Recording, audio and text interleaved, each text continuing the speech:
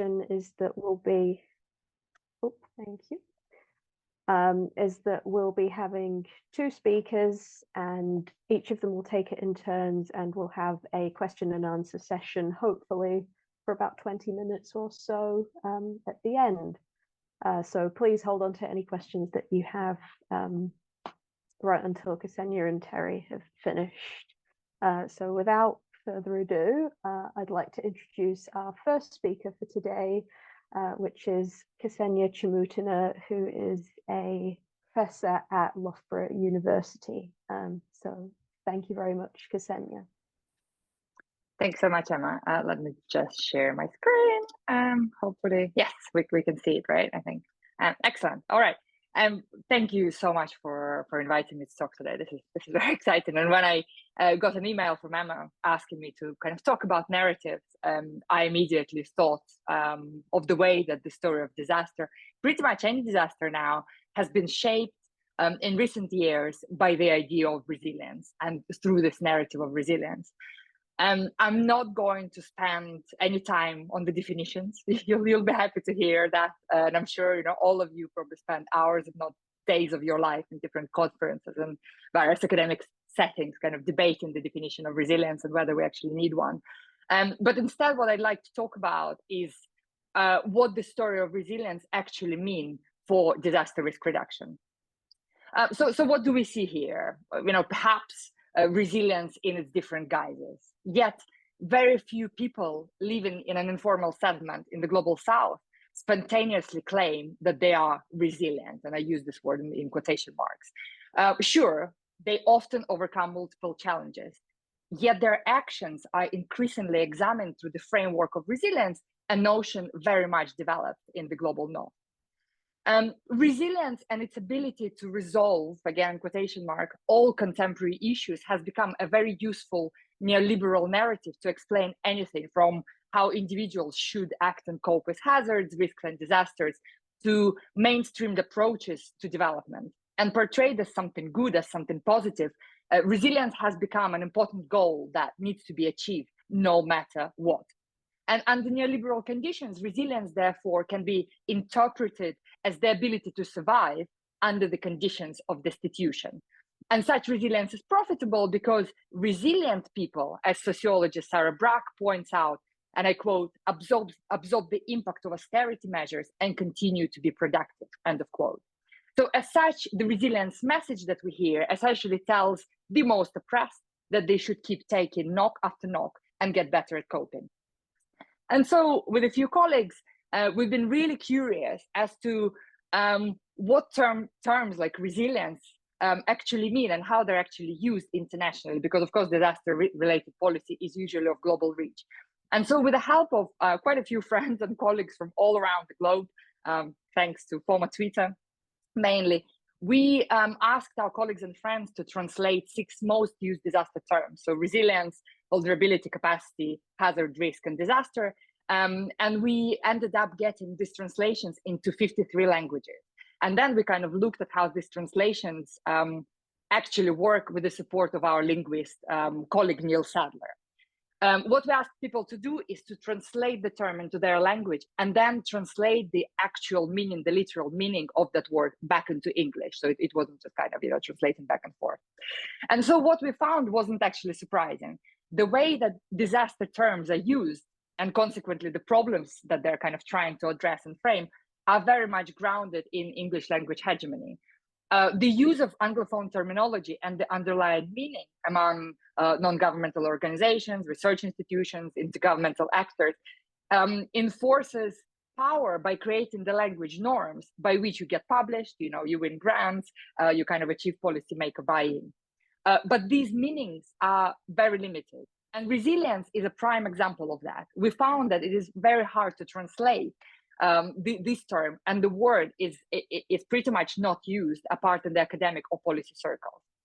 And we might use translation, or we might see translation as a mechanical operation capable of producing precise equivalence of meanings between languages. But I think for any of us who speaks more than one language, we know that translation is a much more ambiguous and creative process. But because of long-standing power differentials, translations out of English is usually foreignizing, and this emulates the original meaning. But we see the reverse dynamic when translating disaster terminology back, and so that is called the domesticating approach that masks the origin. So therefore, for those reading a translation, say in Afrikaans, they might eventually see resilience. But if we prioritize Afrikaans, if we prioritize the source language, we could yield something like bouncy, right? And the meaning of that is, of course, very, very different. But yet, kind of relying on Anglophone concepts and resilience frameworks, a resilience framework, therefore, depoliticizes the analysis of risk and serves to mask and dilute the responsibility of political economic elites in disaster risk creation. A very similar story is observed when we look at the frameworks that encourage us and use resilience in order to measure some processes that are happening in urban areas. So with my colleague Wes Cheek and also with Gonzalo Lizarralde, Jason Bonbedden and Lee Borsche, we dissected 5 resilient city frameworks which are popular around the world. Although one of them, 100 resilient cities, got bust, which is kind of ironic, but never mind that. And is that current advocates of resilient cities are operating on the assumption of what cities and what resilience are or might be. There are no definitions. The 3 prominent themes in these frameworks are governance, society, and planning and design, are all used as important elements of resilience. But to what extent do they actually reflect the notion of a resilient city? Ideally, resilience frameworks should help understand where the city and its systems are now, how precarious they are, and what state. But in reality, when we look at these frameworks, they only measure what can be measured without considering some elements that are vital for a city, but that are hard to measure. What do we measure? What we do measure requires a consideration of who is doing the measurement and how. Otherwise, resilience become a kind of sort of Machiavellian tool that can produce a lot of harm in the name of a supposedly good cause. And so resilience frameworks are not public policy instruments, but yet they do impact how the way cities operate and what they prioritize. Yet they lack a sense, these frameworks lack a sense of priorities. Although they describe different problems and solutions that can be addressed by resilience, frameworks turn into a list of individual goals without consensus on how to join them in together. And so the framework's view of a city and therefore of resilience of a city is very much territorialist. They presuppose a world that is composed of distinct settlements, which are occasionally impacted by unexpected disasters. And in order to do that, space must become analytically frozen. But we, of course, know that city doesn't work like that. City is not analytically frozen. And so the idea of resilience is, of course, an attractive one, because resilience has been presented for a number of years now as a panacea to all ills, as a kind of silver bullet. All you need to do is to achieve it. And how do we do this? We build back better. The origins of Build Back Better are very easy to pin down. The phrase was coined by Bill Clinton following the 2005 Indian Ocean tsunami, or Boxing Day tsunami, as it's known. And since then, as you probably all know, Building Back Better has just kind of become a name tag for a set of principles for international frameworks for post-disaster recovery. And no one really cared about it much and thought about it much until suddenly and strangely, the Build Back Better penetrated into the year 2020 as a very much political slogan. On June 30th, 2020, the then UK Prime Minister Boris Johnson promised to undertake, and I quote, "the most radical reforms to our planning system since the Second World War, as this will help to build back better, build back greener, build back faster," end of quote, in order to boost spending on infrastructure as a way for leveling up the country and avoiding economic recession. It was also used in the same summer by Canadian Prime Minister Justin Trudeau. And then, of course, it became a centerpiece for the now American President Biden. The emphasis of Building Back Better is on continuity. In other words, on keep on going no matter what. The goal is not to alleviate the original conditions that created the crisis, but rather to quickly move past the crisis without actually altering any underlying political, economic, and societal structures. And this emphasizes the core of neoliberalism, not as a mode of economic management, but as a mode of political rationality and governmental reasoning that constructs and regulates the realm within which a disaster and then the reconstruction of a disaster occurs. The contradiction here is that the disaster exposes and is grounded in the underlying inequalities in society, while neoliberal capitalism, of course, relies on the maintenance of those same inequalities. In disaster, people can lose their livelihood, shelter, family, sense of dignity, and the physical infrastructure that makes their daily life possible.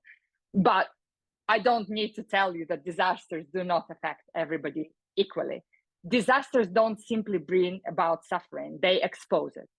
Characterized as a way of people and societies to become more resilient, Building Back Better epistemizes the problematic ideology of resilience. Disasters are often portrayed as unexpected external shocks and are frequently naturalized and framed as inevitable, meaning that their root causes cannot be altered, and thus it is we who must adapt. And when the vulnerable, and then if you can't adapt, then you become a threat. When the vulnerable are framed as victims, this inspires pity, which sometimes may help to actually build the ethics kind of care and justice. But more often than not, however, pity as a fact enables charity frameworks that foreground the spectacle of death and suffering. But sometimes a shift occurs in which the state marks the vulnerable as posing a threat to the established order. This transformation does not happen overnight. It gradually becomes noticeable through both rhetoric and apparatus engaged for the management of the vulnerable. And pity cannot be felt or given to those who are deemed responsible for the ills that have befallen them or those who are considered dangerous. The vulnerable becomes the other. They're seen as being outside of the normative, a problem that lies outside of the frame, to use Judith Butler's words, which can be interpreted as kind of as normal identity, and I use normal in quotation marks here, be that a geographical boundary or any other social construct that supports the narrative of us and them. And whilst the primary aim of security is to protect, often it is the status quo that the capitalist state that needs to be protected. Thus, when there is a risk of the others pushing the frames of normality, the others become a threat that needs to be removed or made invisible. And whilst the vulnerable are not yet explicitly included in the international and national policies as a threat, we nevertheless can see how the process is unfolding, especially in narratives around disasters, in three simple steps. And we show the steps very clearly with our colleagues in the recent paper that we published in Disasters. So the first step is identification of an existential threat to a valued referent object. Here, the vulnerable portrayed as dangerous. The narrative is changed from unlucky and destitute to potential terrorists, thugs, or criminals, and such language leads to objectification. Step two is the prescription of a plan of action in relation to a perceived threat, a narrative that allows dehumanization and disidentification of the vulnerable. They become seen as being less morally worthy and hence less morally deserving. And then there is a step three, which when a threat becomes a part of political agenda. So following dehumanization, violence against the other is presented as a legitimate effort to impose security and order. Once a threat becomes a part of security agenda, it becomes isolated from any kind of alternative analysis. Projection of the other as a threat are closely linked to power, access to resources, and uncertainty. And securitization of vulnerability allows for treating it as an emergent threat, devoid of historical, socio-political context. Race, class, and gender-conscious understanding grounded in histories of coloniality, imperialism, structural poverty, hegemonic patriarchy are all ignored and instead substituted by a neoliberal rhetoric about individual failures. In this narrative, the vulnerable simply become bad people. This means that instead of addressing social preconditions, the state talks about security and proposes solutions that are often to be delivered in a hypermasculine, militarized way. Securitization provides a belief of protection of the public, but the protection is the solution to the wrong problem, as it misses the opportunity to address the original problem, i.e. the problem of inequality and injustice, instead reinforcing it. It is important to move away from securitization narrative and instead focus on caring narratives. And if we are to reduce vulnerability, we need less security and perhaps more solidarity, care, and collective disobedience. But this is not the story that we hear when we talk about disaster. So thus we need to be very, very careful with how we use resilience as an inspiration for disaster risk reduction. Current narrative of disaster, that they're unexpected, unnatural, and sudden, creates an illusion that seems real. An effect referred by Jurchak as hypernormalization, where it is the story and not that reality that matters. And the story narrated through resilience then is the story of successful recovery, of going back to normal and living happily ever after. It reflects Western neoliberal values and capitalist aspirations. But such ending seems only real in fairy tale. In reality, disaster risk reduction ends up being the process of reconstructing the risks and recreating and sometimes enhancing inequalities that eventually lead to yet another disaster. And even when we engage with communities, there is a disconnect between vernacular and techno-academic narrative. This disconnect makes it very difficult to respond to the real needs and expectations of ordinary citizens. It contributes to distortions of agendas. It masks significant realities of everyday life. And so true solutions should be grounded in narratives that reveal historic segregation, colonialism, marginalization, and other deep-rooted causes of risks that are now being exacerbated by climate change. Furthermore, they need to be grounded in a comprehensive understanding of local struggle for social justice. Thank you very much. Wow, thank you so much, Ksenia. That was absolutely amazing and so much to think about, so many threads. So I'll pass over to Professor Terry Cannon now from IDS to have a complementary perspective on the role of narratives in disasters. So thank you very much, Terry.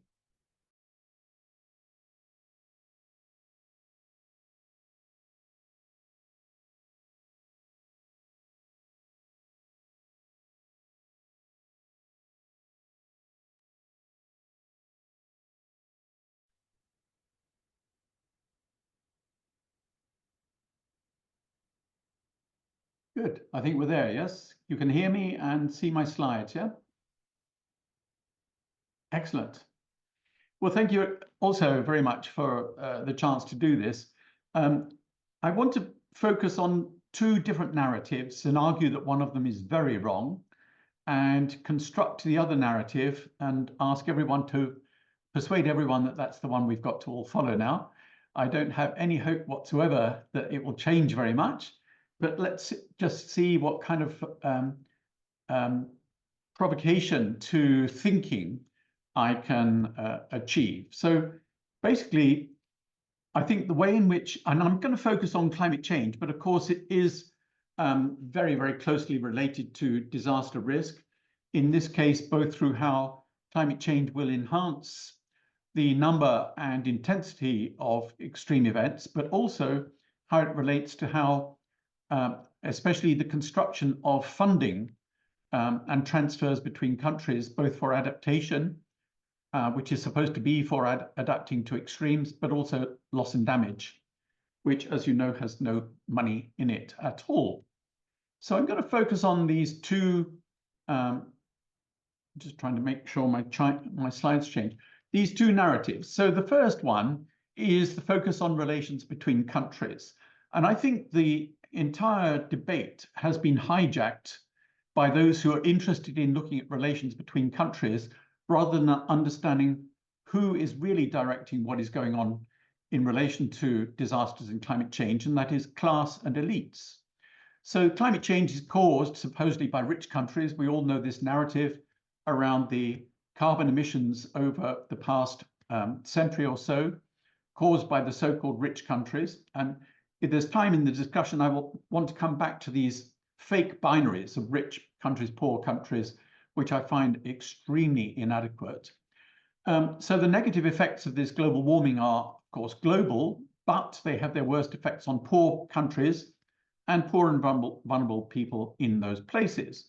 So this is very much a justice narrative that climate change, having been caused by the rich countries, supposedly, is actually suffered mostly by people in poor, or much more by people in poor countries who had no role in creating the problem.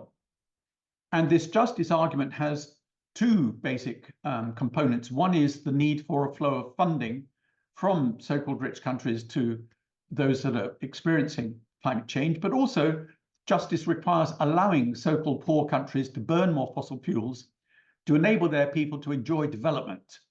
And I think this is not development, this is economic growth. And we know that that does not automatically reduce poverty, and it certainly doesn't reduce inequality. So this narrative has enabled some leaders in quite a few countries actually to justify opening up completely new extraction of oil and gas. Many countries in Africa, Tanzania, Kenya, Ghana is already on stream, Mozambique doing more. And also, as many of you will know, that Modi in India almost wrecked the COP 2 years ago by refusing to accept that they would reduce coal use in India, and in fact, indeed, increasing its use, and insisted that the deadline for reducing it would be shifted, I think it was another 10 years into the future. And these are justified on the basis that this will enable their people, their population to have so-called development. And then the second aspect of it is the providing the finance to poor countries to help them adapt to climate change and for loss and damage. But I find this a very unsatisfactory narrative, and I prefer this narrative where we focus instead on class, elites, and the exploitation that goes on in all countries. And if we look at it this way, then we understand why Modi and leaders in other countries, African countries, want to extract their oil and gas, because, of course, it's very good for their income, for their personal wealth. And this is the key point, that climate change is not the cause of why people are already poor and vulnerable. They've been poor and vulnerable for decades. The people in India are not poor because of climate change. The people in Tanzania are not poor because of climate change. But the focus on the poor people as if somehow or other dealing with climate change is now going to reduce their poverty is a myth. And it's supported by the first narrative. So I'm proposing that we change the narrative. Existing poverty makes people vulnerable to climate change and to extreme events, disasters, and so on. Now, of course, climate change is increasing and will increase the number of poor people by hundreds of millions. But that is because of the systems they live in, the systems that generate their poverty and their vulnerability. And those systems are already making them poor, are the cause for their existing poverty. So these existing reasons for their poverty will not go away. And the focus on the cause of people's poverty as if it's climate change is very misleading and will continue to be misleading, because it enables governments and elites and businesses to escape from their responsibility in what they've done to cause poverty, either directly or allowing processes to happen that cause people to be poor. Looking at this idea of so-called poor countries, we know, and this is this is history 101, most so-called poor countries were colonized, wealth extracted from them, sometimes over centuries. And Europe's empires involved movements around the world of millions of people as slaves and 10 times that many as indentured laborers. And colonial systems of exploitation, especially how land ownership systems were established since independence, were taken over by the new post-independent elites for their own benefit. This is very clearly evident in Bangladesh, where I've worked a bit, India, and so on. And I think one thing that's quite interesting is that most anti-colonial liberation movements, pro-independence and anti-colonial movements, were also against elite classes being established when those countries became independent. And I think there was already a very strong awareness of how class was a problem, not just imperialism. And I think we should come back to analyzing this to understand what the problems were. Of course, if I give this talk, people say, well, people are poor in India because it was colonized by Britain for 200 years or whatever. But I would argue that it's extremely difficult to blame past empires, certainly for the poverty of people in India, Bangladesh, or many other countries. There may be some where there is still a significant component of neo-colonialism, but in most countries, as I'll show with data, I think it's a very difficult argument to make. And of course, some poverty, current poverty, is also due to international exploitation, whether we call it neocolonialism or not, the behavior of multinational corporations, which can control the value chain for products which they extract from. But again, I would argue that this is probably not the majority of the reasons why people are poor in most of the so-called global south. I think it's much more to do with governments, and I think their governments and their elites find it convenient to blame climate change and rich countries rather than their own actions and inactions. I want to tease this out a little bit by looking at the history of Britain's colonization to show that it was a class issue and not about the relations simply between countries. So I'll show this in a minute with some data. I think these categories of these binaries are extremely problematic and misleading. So, for example, if we just take the rich-poor country argument around empire and European empires and so on, I think we have to understand that colonization was a class-based exploitation of people and resources around the world. It was not poor people in Britain or France, whatever, who benefited very greatly from their elite having colonized other parts of the world.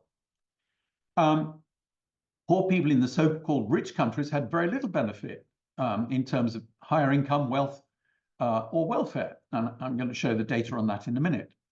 We also know that the empire as the cause of poverty is tricky because there are some very wealthy countries, especially Sweden and Switzerland, which appear to have become very wealthy without having colonies.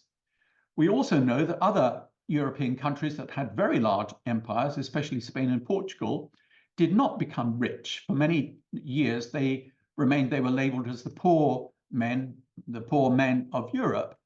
And that's because their colonization and the extraction of wealth, mostly from Latin America, did not feed into an industrialized capitalist process in those countries. We also know that some poor countries were never formally colonized: Ethiopia, Thailand, Nepal. So we have to explain their poverty not through colonization, but through other processes. And we also know that some so-called poor countries were and are themselves empires. For example, India, China, Ethiopia, and Indonesia. So basically what I'm arguing is that these categories, these binary categories, are extremely difficult. What we need is much better class-based explanation as differences between wealth, even if it means differences between countries. So this is Britain at the peak of the British Empire in 1900, where this was the very evident poverty on the streets. On the bottom one, it's the toilets in the slums. Very evident malnutrition. So this is at the height of the British Empire. They're not benefiting from Britain being a very powerful imperial nation.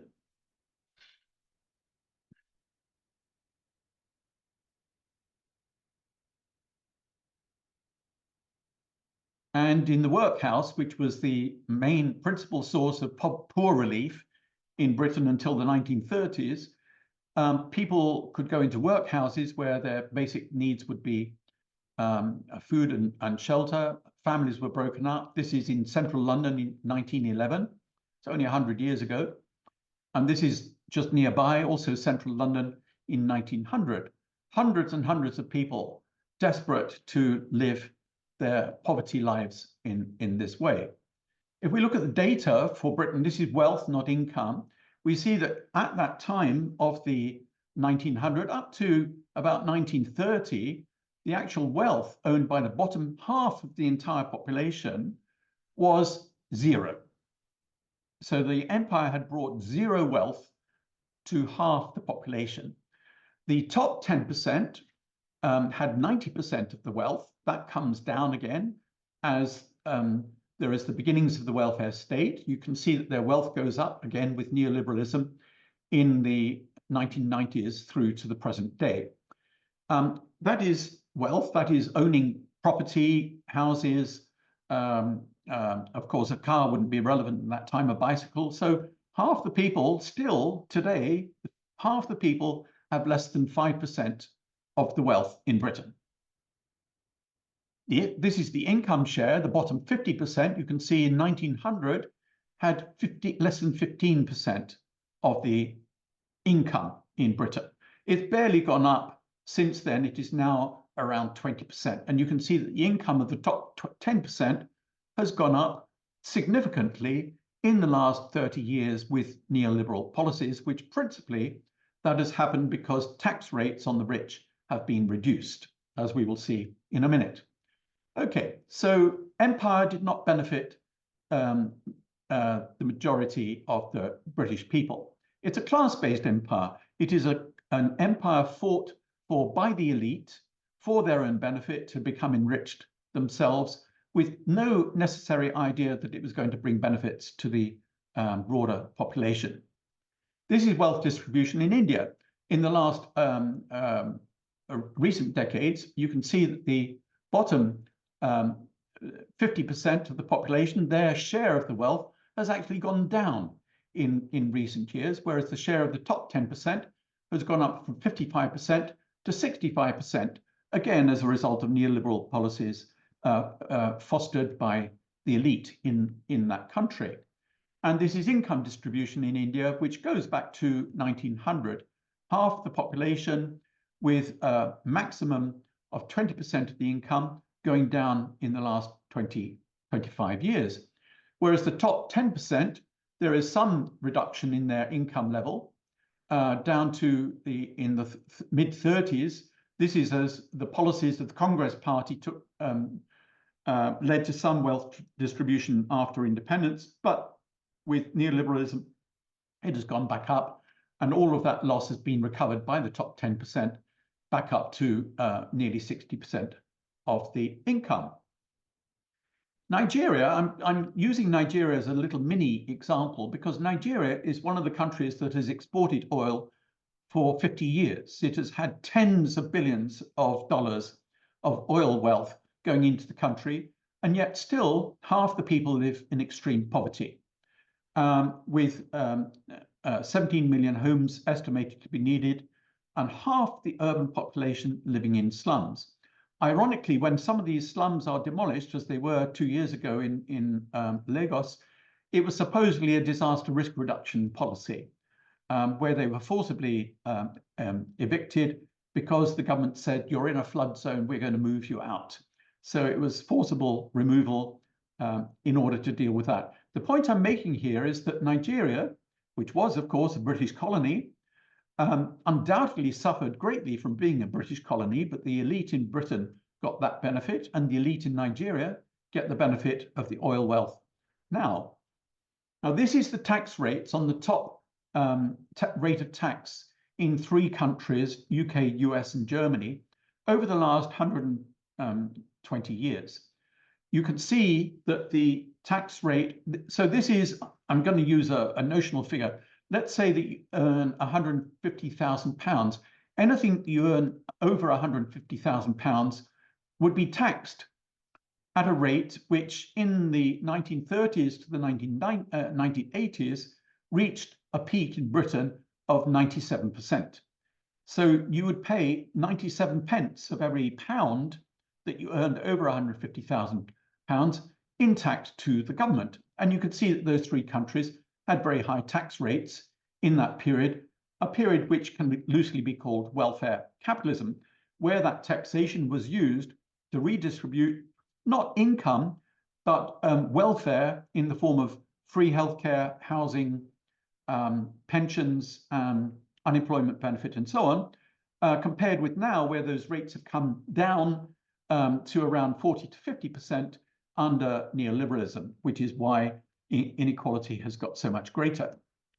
And so we can see that the elite is benefiting from this redistribution of income towards themselves.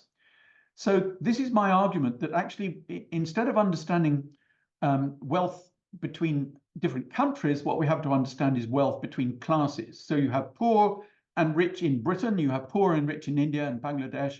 They are classes which preside over systems which allocate income to the wealthy, to the 10%, whatever one you want to use, hardly distribute wealth or welfare to the bottom 50%. And that is the way it is structured. And that is how it has been structured for many years in those countries. So we should not expect, just because climate change comes along, that there's suddenly going to be a redistribution of wealth. So can we hope that money for adaptation and loss and damage will flow in significant amounts, which redistributes wealth and makes people not vulnerable to climate change and disaster risk? Well, Amartya Sen in 2015 argued, he wondered, why does India not have, why does India not, hang on. Why does India not have universal healthcare? Because their wealth is extraordinary in the last 30, 40 years of neoliberalization. And somewhat surprising, he says that Kerala manages it much better than the rest of India, and even Bangladesh was better than most Indian states. And Sri Lanka has had a free healthcare system since 1951. So what is going on with the distribution of wealth in those countries does not enable these things to happen. Well, I'm going to stop there because I've taken up, oh, hang on. All things going in all directions now. I'm going to stop there because I think that's allowing enough time for discussion on the main points. The remaining slides, if there's time in the discussion, show some examples from Bangladesh, which I'm very happy to talk about if you'd like. So I'm going to stop there and open. I'm sure we'll open up to discussion. Thank you. Fantastic. Thank you so much,